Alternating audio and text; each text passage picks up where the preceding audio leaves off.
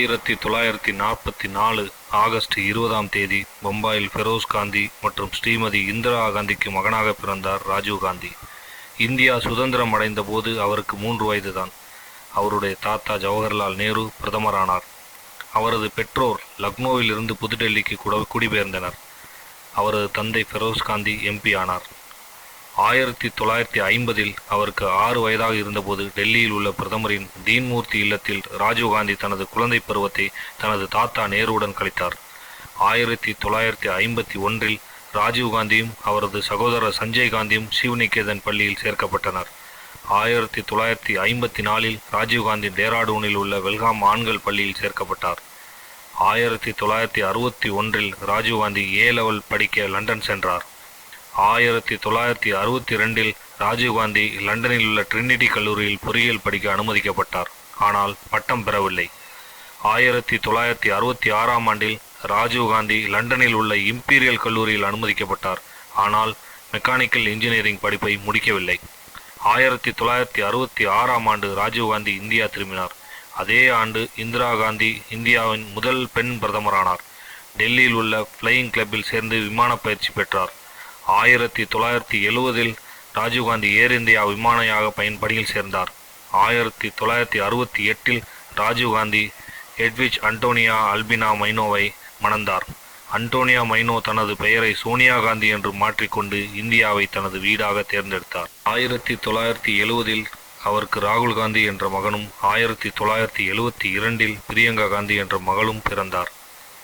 June 23, 1980இல் அவரது இளைய சகோதரர் சஞ்சய் காந்தி ஒரு விமான விபத்தில் இறந்த பிறகு ராஜீவ்காந்தி லண்டனிலிருந்து திரும்பி டெல்லி வந்து அவரது சகோதரரின் உடலை தகனம் செய்தார். சஞ்சய் காந்தி இறந்த பிறகு காங்கிரஸ் கட்சியின் 70 உறுப்பினர்கள் இந்திரா காந்தியிடம் சென்று ஒரு திட்டத்தில் கையெழுத்திட்டு ராஜீவ்காந்தியை இந்திய அரசில் சேர வலியுறுத்தினர். இந்த முடிவு ராஜீவ்காந்தியிடம் உள்ளது என்று இந்திரா காந்தி அவர்களிடம் கூறினார். இது குறித்து ராஜீவ்காந்தியிடம் கேட்டபோது அம்மாவுக்கு உதவி செய்தால் அரசியலில் ஈடுபடுவேன் என்று பதிலளித்தார். பிப்ரவரி 16, 1981 அன்று ராஜீவ்காந்தி அரசியலில் நுழைந்து டெல்லியில் ஒரு பேரணியில் பேசினார். இந்த நேரத்தில் ராஜீவ்காந்தி ஏர் இந்தியாவில் பணிபுரிந்து கொண்டிருந்தார். மே 4, 1981 அன்று அகில இந்திய காங்கிரஸ் கமிட்டியின் கூட்டத்தில் சேர்ந்து வசந்தா தாதா பாட்டில் ராஜீவை அமேதி தொகுதியில் வேட்பாளராக முன்மொழிந்தார். கூட்டத்தின் அனைத்து உறுப்பினர்களும் முன்மொழிவை ஏற்றுக்கொண்டனர். ஒரு வாரம் கழித்து காங்கிரஸ் கட்சியால் அவரது வேட்புமனு அதிகாரப்பூர்வமாக அறிவிக்கப்பட்டது. அறிவிப்பு வெளியானதும் ராஜீவ்காந்தி வேட்புமனு தாக்கல் செய்ய சுல்தான்பூர் சென்றார். ராஜீவ்காந்தி லோக்தளம் வேட்பாளர் சரத் யாதவை 2,37,000 வாக்குகள் வித்தியாசத்தில் தோற்கடித்து ஆகஸ்ட் 17, 1981 அன்று நாடாளுமன்ற உறுப்பினராக பதவியேற்றார். ராஜீவ்காந்தி தனது முதல் அரசியல் பயணமாக இங்கிலாந்து சென்று இளவரசர் சார்லஸ் மற்றும் லேடி டயானா ஸ்பென்சரின் திருமண விழாவில் கலந்து கொண்டார். டிசம்பர் 1981இல் ராஜீவ்காந்தி இந்திய இளைஞர் காங்கிரசின் பொறுப்பாளராக நியமிக்கப்பட்டார். அவர் 1982 ஆசிய விளையாட்டு ஏற்பாட்டு குழுவில் மற்ற 32 உறுப்பினர்களுடன் உறுப்பினரானார். அக்டோபர் 31, 1984 அன்று இந்திரா காந்தி அவரது சீக்கிய பாதுகாவலர்களால் படுகொலை செய்யப்பட்டார். அவரது தாயார் இந்திரா காந்தியின் படுகொலைக்கு பிறகு ராஜீவ்காந்தி, சர்தார் பூட்டா சிங் மற்றும் ஜனாதிபதி ஜெயில் சிங் ஆகியோர் இந்திரா காந்திக்கு பிறகு இந்தியாவின் பிரதமராக வருவதற்கு அழுத்தம் கொடுத்தனர். அலுவலகத்தில் சேர்ந்த பிறகு லோக்சபாவின் 5 ஆண்டு பதவிக்காலம் முடிவடைந்ததால் புதிய தேர்தலை நடத்துமாறு ஜனாதிபதி ஜெயில் சிங்கிடம் ராஜீவ்காந்தி கேட்டுக்கொண்டார். ராஜீவ்காந்தி அதிகாரப்பூர்வமாக காங்கிரஸ் கட்சியின் தலைவரானார் மற்றும் இந்திய நாடாளுமன்ற வரலாற்றில் மிகப்பெரிய பெரும்பான்மையை பெற்றார்.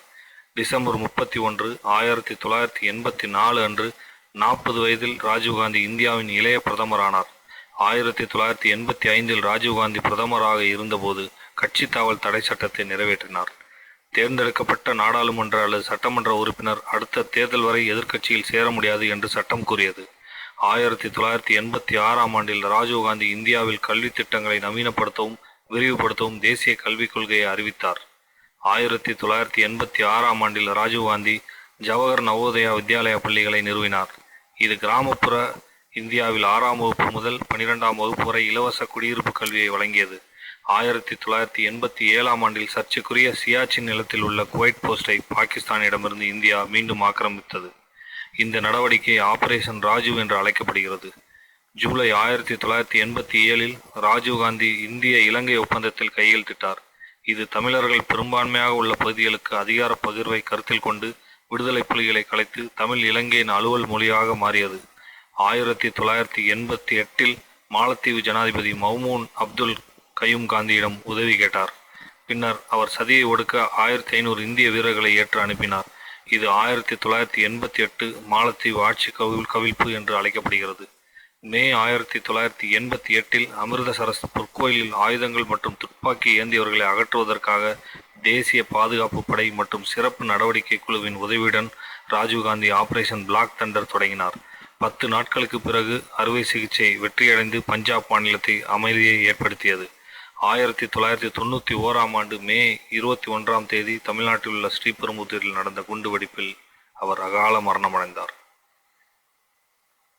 18 வயது கடந்த அனைவருக்கும் வாக்குரிமை அளித்து 1984 ராஜீவ்காந்தி பிரதமரான போது கம்ப்யூட்டிங் ஹார்ட்வேர் தொழில் மற்றும் இறக்குமதி மீதான பல கட்டுப்பாடுகளை அரசாங்கம் நீக்கியது. இது கூர்மையான விலை குறைப்புக்கு வழிவகுத்தது மற்றும் கணினி பயன்பாடு வேகமாக பரவியது.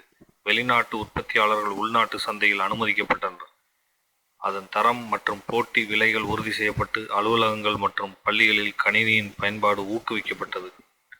1986 இந்திய ரயில்வேயின் கணினி மயமாக்கப்பட்ட முன்பதிவு டிக்கெட் துவங்கப்பட்டது. ரயில்களில் இருக்கைகளை முன்பதிவு செய்ய விரும்பும் வாடிக்கையாளர்கள் வரிசையில் காத்திருக்கும் நேரத்தை இது வெகுவாக குறைத்தது. நன்றி, வணக்கம்.